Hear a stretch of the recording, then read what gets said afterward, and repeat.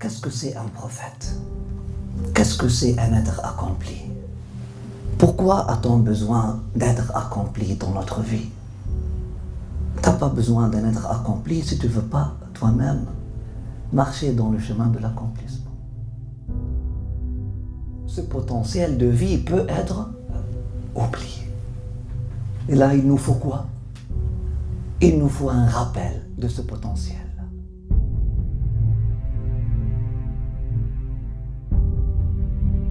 La naissance du prophète, sallallahu alayhi wa sallam, n'est pas n'importe quelle naissance. Son pèlerinage, sa prière, sa prosternation, son mariage n'ont pas été juste des épisodes. Donc, il faut étudier la vie du prophète sallallahu alayhi wa sallam afin de comprendre le vrai sens de la vie. Là, on comprend que c'est une vie qui n'est pas comme les autres vies. C'est un être qui a donné sens au verbe être.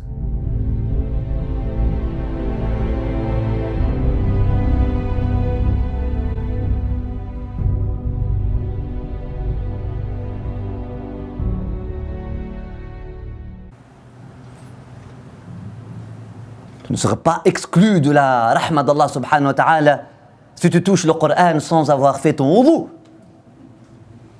Ou par erreur, tu as porté le Coran avec ta main gauche. Ou tu t'es retrouvé dans la salle de bain avec ton Coran. Ou avec le nom d'Allah. Puis, oh, oh.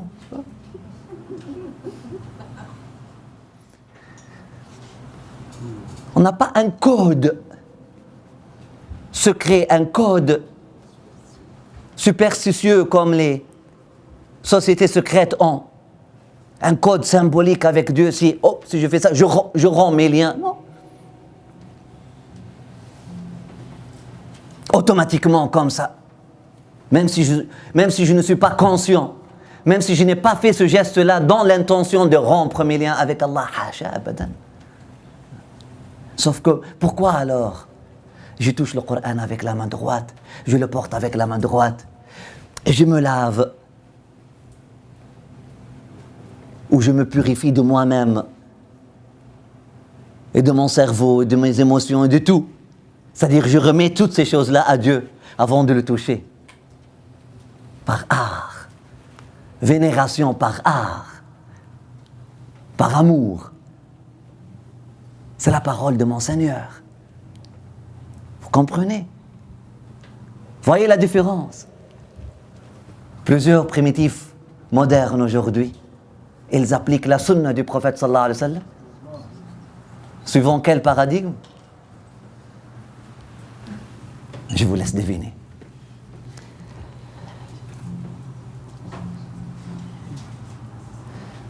Dieu nous invite à faire des alliances d'amour et de perméabilité.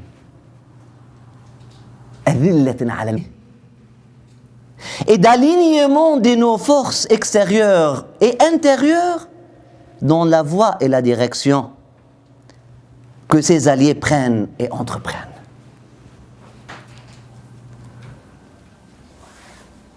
Voilà le genre d'alliance.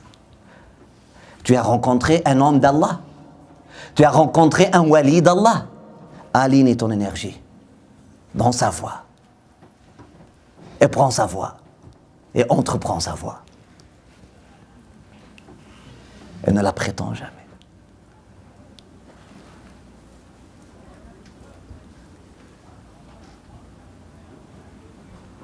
Allah vous a béni avec un prophète. لِتُعَزِّرُوهُ وَتُوَقِّرُوهُ وَتُسَبِّحُوهُ. Allahu Akbar. Allah vous a béni avec un prophète afin que vous aligniez toutes vos forces, votre force intellectuelle, votre force émotionnelle, votre force spirituelle. Vous alignez toutes ces forces-là dans sa direction, dans sa voie.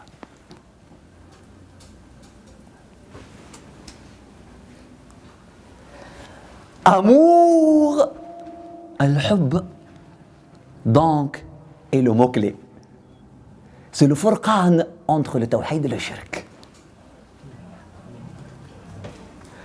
C'est le discernement C'est la séparation entre le tawhid et le shirk. La seule garantie est la garantie infaillible, l'amour. Hein? La seule assurance, l'amour. والذين آمنوا أشد حبا لله. Allah subhanahu wa ta'ala dit dans le Coran.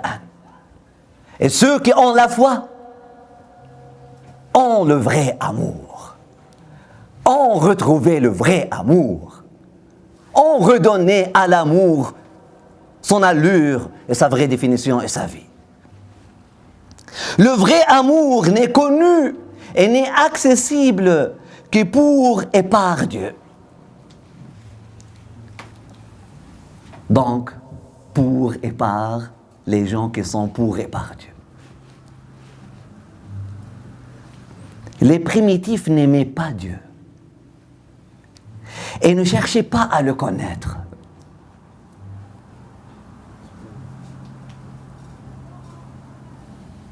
Ils ne voulaient pas le voir. Dieu était distant, très loin de leurs yeux et de leur cœur et de leur intellect. Ils ne voulaient pas et ne cherchaient pas à établir des liens avec lui. Ils n'avaient pas de la nostalgie pour Dieu. Ils cherchaient plutôt de se protéger de lui. Ils cherchaient plutôt à le fuir.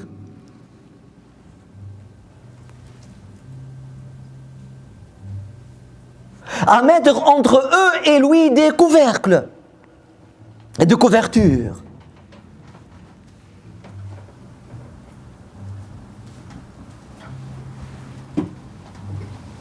Ils l'ont poussé très loin de leur vie, de leur conception, de leur pensée, de leur émotion. Et ils cherchaient à le contrôler de certaines façons et à forcer sa main de certaines manières.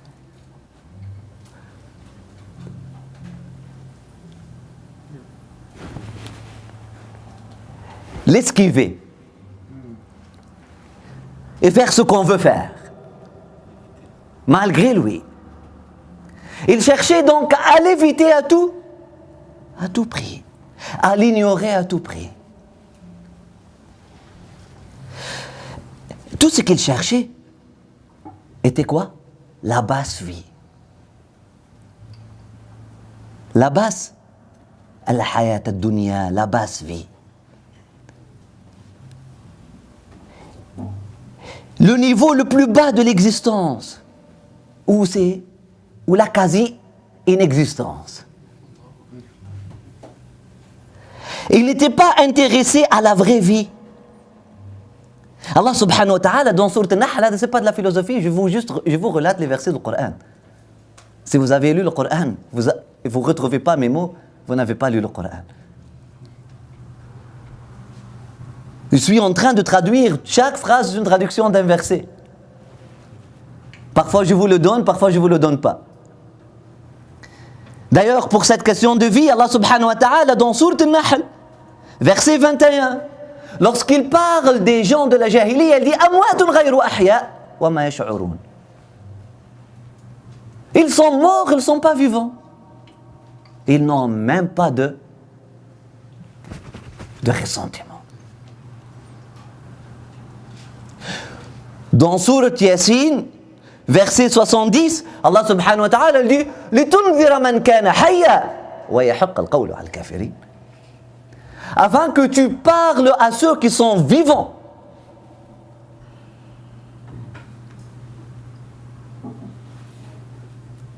Et à maintes reprises, Allah subhanahu wa ta'ala utilise le symbole de la vie pour parler de la vie du cœur.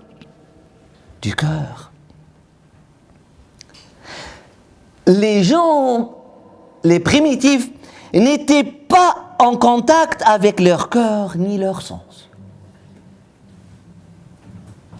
Ils ont perdu contact avec leur cœur et leur sens. Allah subhanahu wa ta'ala dans Sourate Al-A'raf, verset 179, subhanallah, il nous dit لهم قلوب لا يفقهون بها ولهم أعين لا يبصرون بها ولهم آذان لا يسمعون بها أولئك كالأنعام بل هم أضل أولئك هم الغافلون. Quelle analyse psychologique. Ils ont des cœurs qui ont perdu contact avec. Ils ont des yeux, une vision qui n'est pas investie du tout. Ils ont une ouïe qui est oubliée ou mal entendue. Ils sont comme les bêtes, plutôt beaucoup mal guidés, beaucoup plus mal guidés que les bêtes. Voilà l'état psychologique des insouciants, de ceux qui ne cherchent pas à comprendre la vie et voir Dieu dans leur vie. Ils ne cherchaient pas à rencontrer Dieu. Ils ne cherchaient pas à toucher Dieu. Ils ne cherchaient pas à rencontrer Dieu. Ils ne voulaient pas que leur chemin croise le chemin de Dieu. Ils veulent venir au café Floraison lorsqu'il n'est pas là.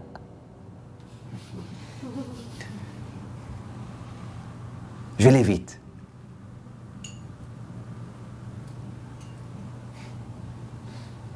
Ils ne cherchaient pas à rencontrer Dieu. Ils résistaient la rencontre.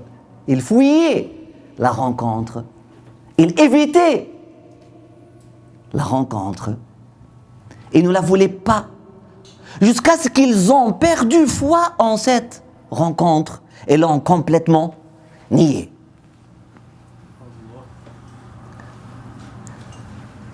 Cette analyse psychologique, Allah subhanahu wa ta'ala l'a décrit très bien dans Sourate Yunus, verset 7. إن الذين لا يرجون لقاءنا ورضوا بالحياة الدنيا واطمأنوا بها والذين هم عن آياتنا غافلون. Voilà ceux qui ne cherchent pas à nous rencontrer et qui se sont contentés avec le niveau plus bas d'existence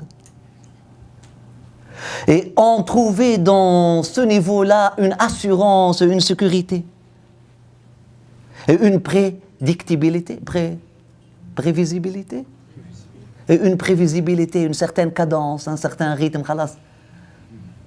Une routine, donc il se fie maintenant à cette routine-là. Voilà ceux qui ne veulent pas voir nos signes et qui passent à travers ou qui passent à côté de nous. Hein? Et qui passent à côté de nos signes et nos messages, incluant nos messagers, qui sont les plus grands signes. Et Allah subhanahu wa ta'ala dans Sourate Al-Ahzab, لقد كان لكم في رسول الله أسوة حسنة لمن كان يرجو الله واليوم الآخر وذكر الله كثيرا.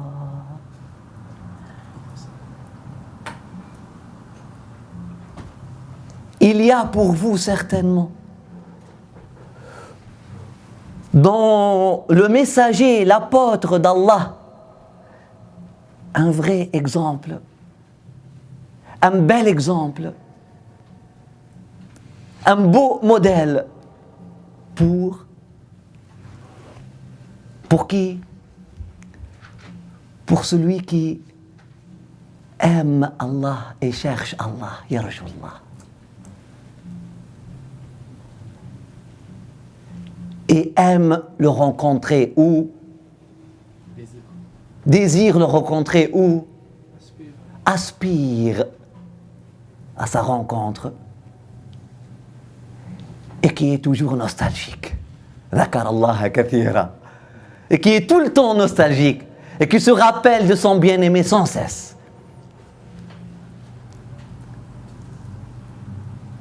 Vous comprenez? Dhikr, c'est le dhikr.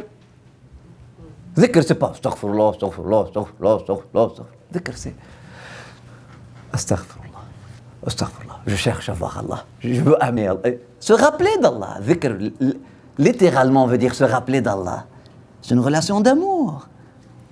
Ceux qui cherchent Dieu et aspirent à sa rencontre et se rappellent de lui souvent sont toujours dans un état de nostalgie. Eux ne peuvent jamais l'oublier. Voilà ceux qui peuvent suivre le modèle de Mohammed sallallahu alayhi wa sallam, parce que Mohammed c'est l'épitome de cet état. C'est l'apogée, c'est le paroxysme de cet état spirituel, de cette réalisation. Vous voulez tawhid?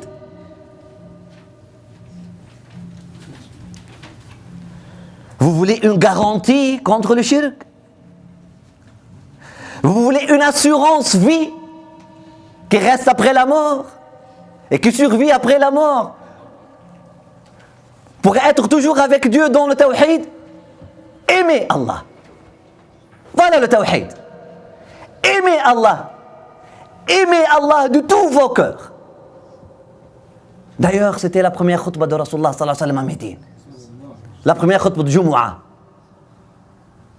Sa première khutbah de vendredi, le premier vendredi qui a été prié à Médine. Il n'y avait pas de prière de vendredi à la Mecque. Dans la mosquée qui s'appelle aujourd'hui Masjid al-Jumu'ah à Médine, avant même la mosquée qui est connue maintenant, la mosquée du prophète sallallahu alayhi wa sallam. Là, une autre mosquée s'appelle Masjid al-Jumu'ah. Le prophète sallallahu alayhi wa sallam, la première chose qu'il a dit, il a dit: aimez Allah de tous vos cœurs et attachez-vous à lui et aspirez à sa rencontre et nourrissez l'espoir pour le rencontrer un jour avant la mort. Cherchez à le voir, cherchez à le toucher, cherchez à le saluer, cherchez à être avec lui.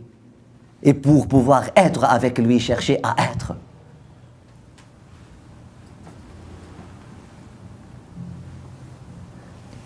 Vous voulez une garantie, vous voulez tawhid qui vit et que pour toute la vie, garantie, assurance vie, survie, tout ça? Ok. Aimez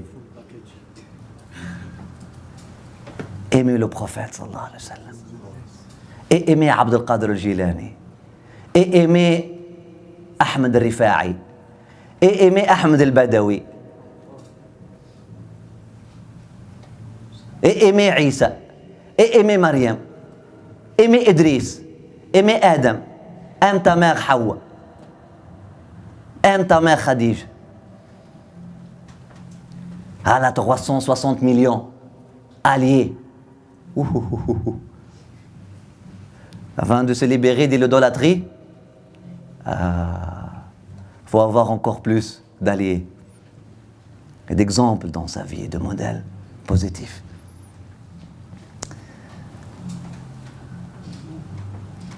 Le paradigme de l'idolâtrie par rapport à la vie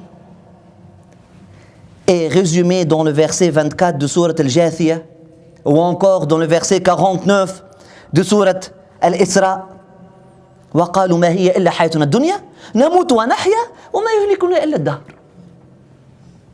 Nous n'avons que cette vie et rien que le temps qui va nous détruire.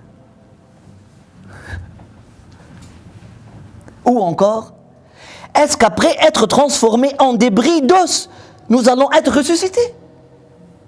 Voilà. Il n'y a pas d'idolâtrie sans déni du jour dernier. Tu ne peux pas accuser d'idolâtrie quelqu'un qui croit au jour de la rencontre. Ce sont deux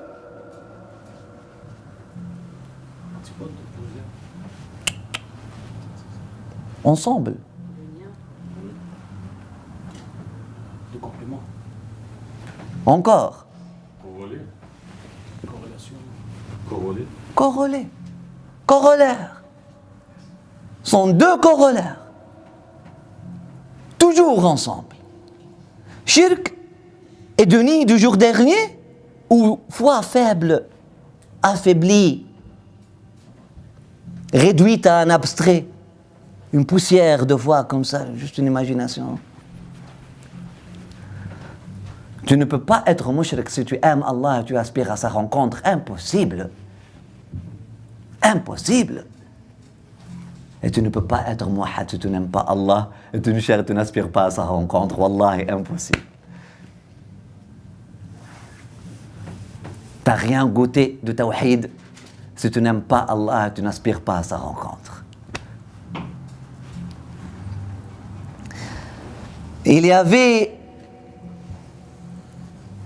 d'autres peuples qui avaient gardé un souvenir très abstrait ou encore primitif ou primaire d'une vie après la mort. Soit trop basique, terre à terre, soit trop abstraite, soit trop simpliste, soit trop compliquée, de façon à ce que la mention de l'au-delà ne suscitait rien chez eux de toute façon. La mention de l'au-delà n'arrivait pas à bouger leurs émotions, leurs aspirations, n'arrivait pas à les motiver, n'arrivait pas à créer quelque chose, à réveiller quelque chose en eux. Oui, il y aura un jour dernier.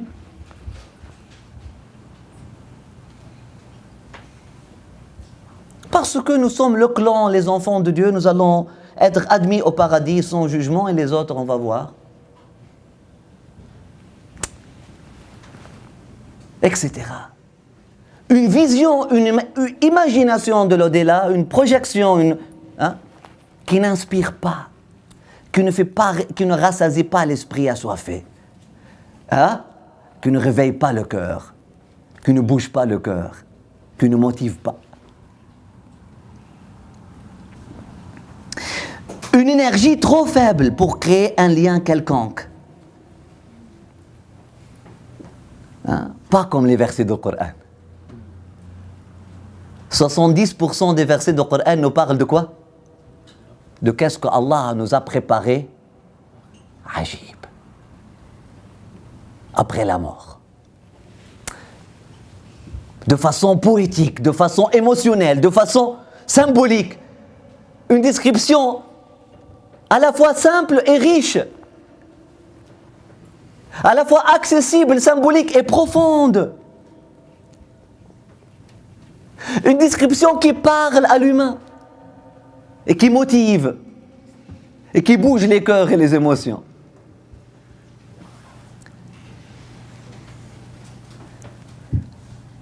Une façon vivante, très réelle, très forte, productive d'une grande énergie spirituelle et émotionnelle qui fait attacher le cœur de l'humain à ses réalités pour de vrai. Et de façon à ce qu'il en fait son but ultime, sa référence et sa base de repère.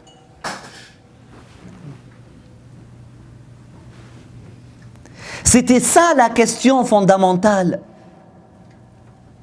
C'était ça la question fondamentale à laquelle Habibna Muhammad sallallahu alayhi wa sallam est venu s'adresser. قل هل ننبئكم بالأخسرين أعمالا الذين ضل سعيهم في الحياة الدنيا وهم يحسبون أنهم يحسنون صنعا. Voilà les plus malheureux. Qui sont les plus malheureux? الذين ضل سعيهم في الحياة الدنيا. Ceux qui, leur activité humaine était réduite à la recherche de cette basse vie.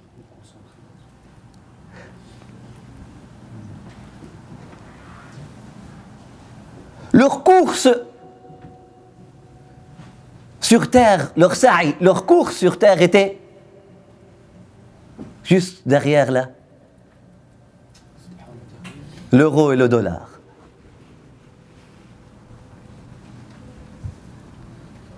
Ils ne voulaient que l'assurance, la sécurité, le contentement, le plaisir, la joie pour...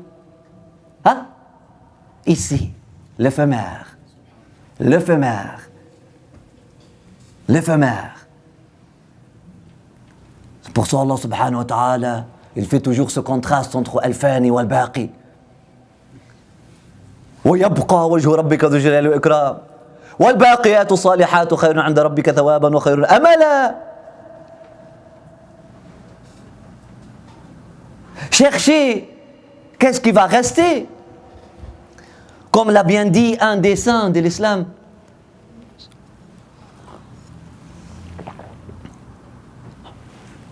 Il a dit, si la dunya, si cette vie basse était faite d'or qui va périr, et l'au-delà était plutôt faite de la céramique qui va rester, l'au-delà serait préféré à cette vie.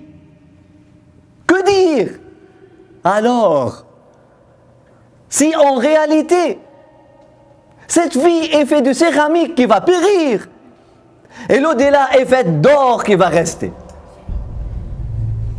Hein?